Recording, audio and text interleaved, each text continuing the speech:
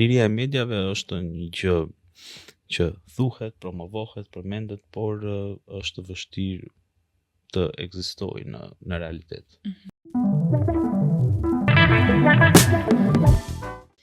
Përshëndetje të dashur miq të Open Mic dhe mirë se po takohemi përsëri në studion ton këtu në portal. Shpresoj shumë që të jeni sa më mirë dhe uroj që të jeni duke ja kaluar sa më bukur. Biseda të cilën do të realizojmë sot në studio është një bisedë e cila është në bashkëpunim me podcastin Kontekst dhe Open Mic. Do të flasim sot mbi dezinformimin, mbi lajmet e rreme, mbi dezinformatat në përgjithësi.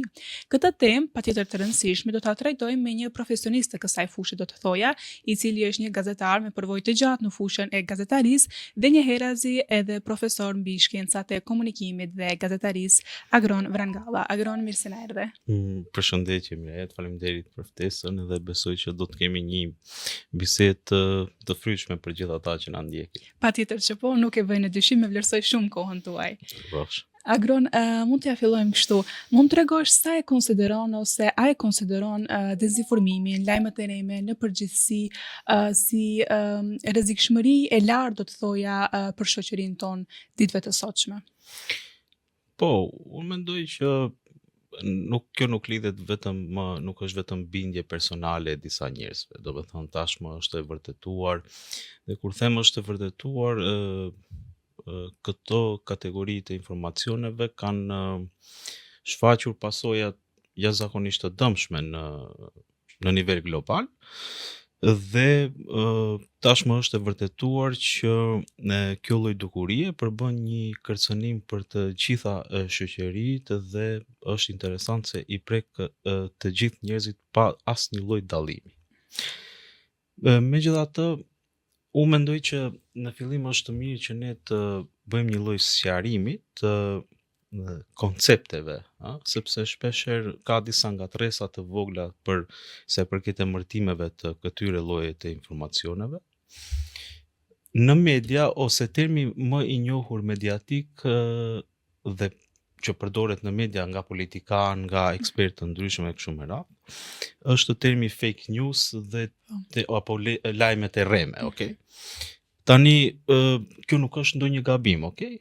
Nuk është ndonjë gabim, mirë, po kam përshtypjen që duhet të bazohemi më tepër në literaturë se si përshkruhen këto lloj informacionesh dhe në përgjithësi këto quhen information disorder ose çrregullime informative, është një term relativisht i ri që ka dalë diku në vitin 2017 nga një raport i Këshillit të Evropës. Dhe aty janë sqaruar, të themi, llojet e çrregullimeve informative.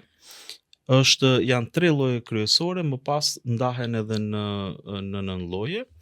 Është misinformation apo keq informimi, disinformation, dezinformata dhe malinformation, informacion i saktë por me qëllime të këqija.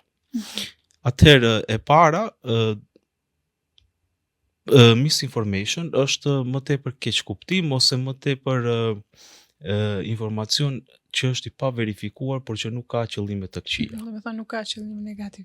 Po, do të thonë që qëllimet e tij nuk është problemi, gabimi nuk është të bërë për shkak se dikush e ka planifikuar, por thjesht nga shpejtësia. Për shembull, ne kemi rastin më të freskët me tragjedinë që na ndodhi në Tetov me një studente e cila humbi jetën dhe u shpërndan kaq shumë informacione për rrethanat se si ajo ka humbur jetën. Të gjitha këto ishin misinformation. Unë nuk mendoj që gazetarët dhe mediat kanë pasur qëllim që të dezinformojnë, kanë pasur një agent të dezinformimi. Thjesht ata kanë shpejtuar për të dhënë detaje të reja dhe detajet e fundit për rrethanat e humbjes së jetës së saj. Dhe në këtë mënyrë ata harruan të merren me atë që quhet verifikimi i fakteve dhe në këtë mënyrë pra kishim pafund misinformation në media. Dezinformatat kanë për qëllim, domethënë bëhen me qëllim për të dezinformuar, okay? Pra është një strukturë, është një agent që përgatitet dhe malinformation është rastet kur Gjithçka është e vërtetë në atë që thuhet, por problemi është se qëllimi për të cilin thuhet është i keq. Okej? Për shembull, kur ka njerëz të jetës publike dhe ne pa asnjë lloj interesi publik i nxjerrim një element të jetës së tij, ë, ose një tëmet të jetës së tij dhe kjo emet është e vërtetë, ka ndodhur, por problemi është sa përbën interes për Interes. publikun dhe në këtë mënyrë ajo të themi është e dëmshme dhe bën pjesë tek ajo që quhet information disorder. Prandaj thash, sepse ne kur themi thjesht fjalën fake news, kjo do të thotë që falso. Nuk fake newsin, pra këto lloj informacionesh nuk kupton që gjithmonë janë falso. Mund të ketë edhe elemente të vërteta, por që janë të dëmshme. Më pas ka edhe plot nën kategori të tjera, besoj do t'i diskutojmë. Po, patjetër. Agron, si krijohen dhe si shfrytëzohen dezinformatat nga dezinformatorët në platformat sociale? Është industri, tani po flasim për këto që janë të planifikuara. Po. Është industri, absolutisht. Dhe është e konfirmuar. Në nivel lokal, për masa globale, kemi rastin që ndodhi para disa vitesh, faktikisht në vitin 2016, nëse nuk gaboj, në Prilep, në Veles, sa nuk e di në cili. Edhe që ishte një maqineri e prodhimit të lajmeve të dezinformatave për zgjedhjet amerikane. Dhe më pas ka edhe pafund raste të tjera që nënkupton se dezinformatorët, siç i quajtë ti, nuk janë thjesht, unë asnjëherë nuk mendoj se këta janë gazetarë. Asnjëherë nuk kemi të bëjmë me këtë kategori të njerëzve, por kemi të bëjmë me qarqe të ndryshme, të cilët i ideojnë këto lloj informacionesh dhe kanë për qëllim qoftë për përfitim politik, për përfitim financiar, për përfitim të ndonjë natyre tjetër. Për shembull, ju keni pafund lajme financiare që flasin tani me këto kriptovaluta dhe kështu me radhë, që përhapen lajme të rreme pafund, sepse duhet që dikush të përfitojë. Edhe pra jam plotësisht i bindur që gazetarët nuk janë dezinformatorë, por janë persona të tjerë të cilët shfrytëzojnë mediat dhe gazetarët për të dezinformuar, dhe duhet të përmendim këtu, jo pa vetdijen e mediave dhe gazetarëve, domethënë dikush pranon që të bëhet pjesë e këtij rrjeti, e këtij zinxhiri dhe në fund ata që e posojnë gjithmonë janë qytetarët, publiku. Cilat janë ato narrativa dezinformuese më të shpeshta, do thoja, që hasim në vendin tonë, në Republikën e Maqedonisë së Veriut, kryesisht nëse flasim edhe për periudhën e zgjedhjeve që sapo i lan pas? Zgjedhjet gjithmonë janë kulminacioni i përhapjes së dezinformatave. Ekzistojnë pikërisht këtë që tham pak më herët. Në rastin e zgjedhjeve, partitë politike përndajnë fonde të ndryshme në portale kryesisht të ndryshme, që faktikisht menaxhohen ose nga persona të tyre ose nga persona të tjerë, por që janë dakord të pranojnë mjete të ndryshme për të realizuar, le të themi, ose për të implementuar një fushat të caktuar propagandistike, ku gjithmonë lajmet e këtyre portaleve do të bëjnë një lloj portretizimi, palën që i financon do ta nxjerrin gjithmonë të mirë dhe hero, dhe palën tjetër do ta nxjerrë gjithmonë në aspekt negativ, si agresive, si dëmshme dhe kështu me radhë. Si ndikojnë këto narrativa mbasi në rritjen e gjuhës së urrejtjes dhe polarizimit mes qytetarëve në vendin?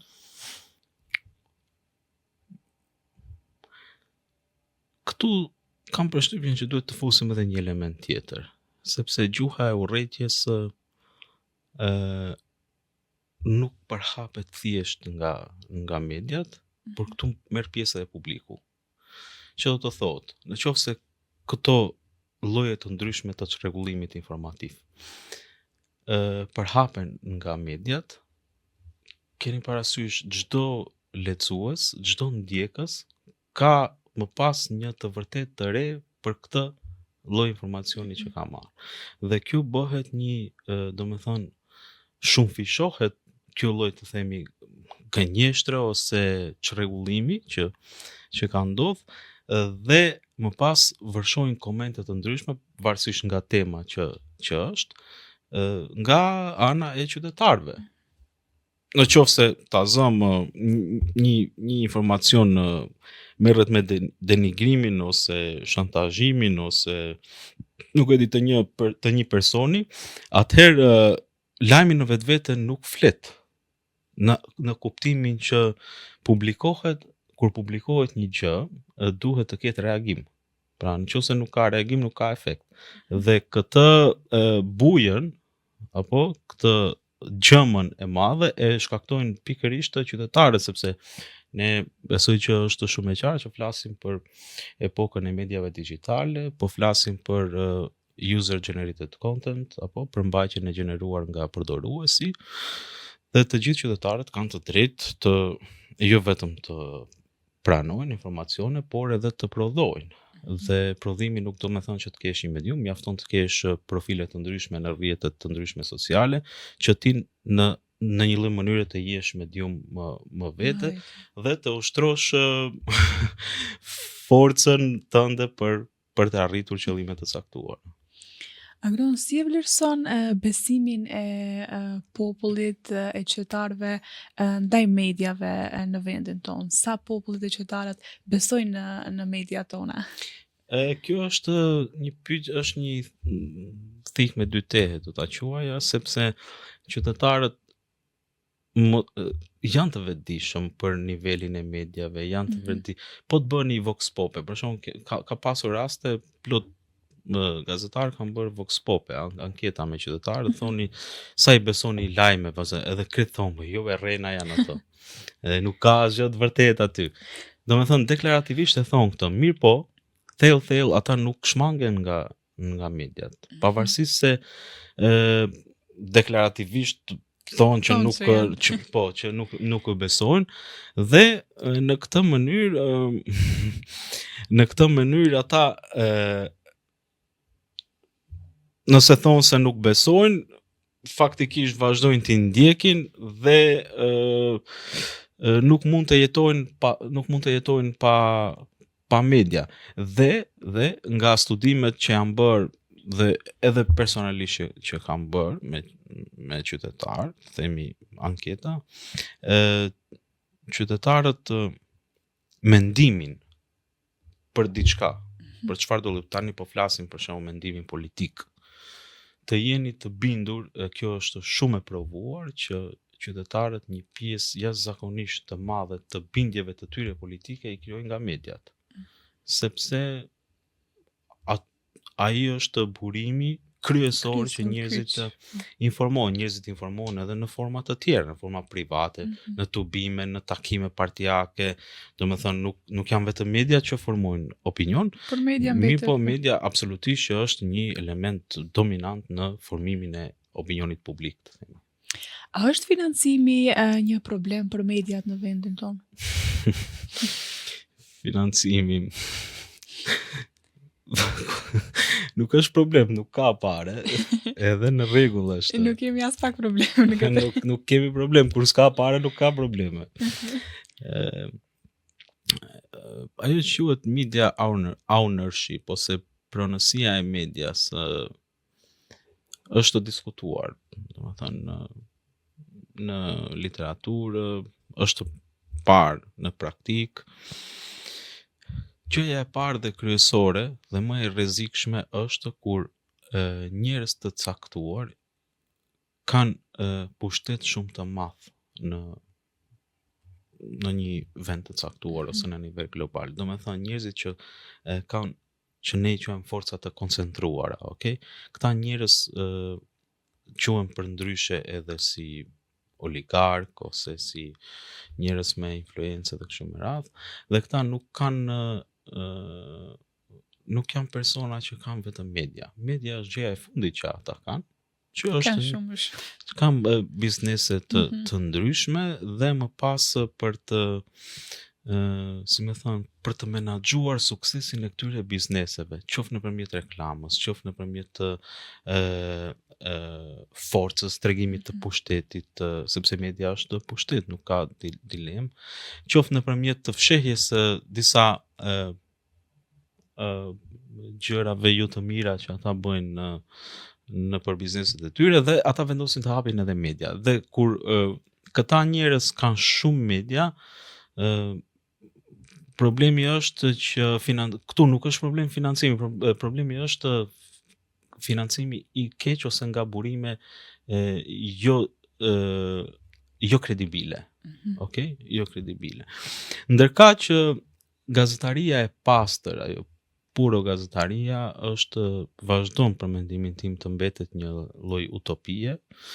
Së fundmi diskutohet ajo që quhet crowdfunded journalism, gazetaria e financuar nga qytetarët, që mendohet se është një variant më i lirë, variant më i përkryer për shprehjen e mendimit të lirë, ku qytetarët financojnë një media dhe kjo media punon për interesin e tyre. Do me thëmë, në thojza, pronari i vetëm i këtyre medjave janë qytetarët.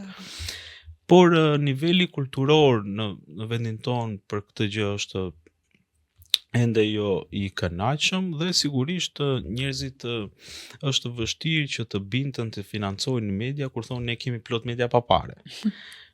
Po, është vërtet, mirë po këto media nuk i kontrolloni ju dhe ata nuk punojnë gjithmonë për interesin tuaj, ndërsa media që financohet drejt për drejt nga publiku, ajo do s'do duhet për të mbajtur veten duhet të punojë për pronarin e vet që janë qytetarët faktikisht dhe që është forma më e lirë e të bërit gazetari. Përndryshe e përmenda, liria e mediave është një gjë që thuhet, promovohet, përmendet, por është vështirë të ekzistojë në realitet. Gjithse jemi te gazetaria, Agron, si mund të arrijmë të kemi ose të kemi dhe të arrijmë një gazetari e cila më shumë është e bazuar në fakte interesante ose tërheqëse se sa në përmbajtje kryesisht emocionale dhe dezinformuese? Ky është problemi kryesor që kemi ne sot me përmbajtjet mediatike, për arsye se betejë kryesore ndodh në mes informacionit të verifikuar dhe cilësor dhe sensacionit. Edhe gjithë këto, të themi, çrregullime informative, sepse u më herët përmenda që ka shumë nën kategori të çrregullimit informativ dhe këtu bën pjesë edhe ajo që quhet clickbait lajme, do me thënë lajme ku bëhen me titull bombastik, ku jo domosdoshmërisht titulli ka lidhje me tekstin ose me përmbajtjen, por edhe nëse ka lidhje është i fryrë ose i bërë që të jetë i klikueshëm. Më pas ka lajme që quhen parodi, ku shumë njerëz nuk e kuptojnë humorin e lajmeve dhe mund të bien prej tyre. Ka lajme që janë nuk korrespondon të nxjerra nga konteksti, që do të thotë raste kur fotografi dhe pamje të ndryshme përdoren për një ngjarje, ndërkohë që këto pamje i përkasin një ngjarje tjetër që ka ndodhur pak më herët. Ja, për shembull, në këtë rast pamjet nuk janë falso, pamjet janë të vërteta, por konteksti është i gabuar, se kur përdoren këto përmbajtje dhe në këtë mënyrë, pra edhe këto quhen çrregullime informative. Ka raste kur, për shembull, kemi pas një rast dhe të tjera, një dokumentar që është xhiruar me logo të BBC-s.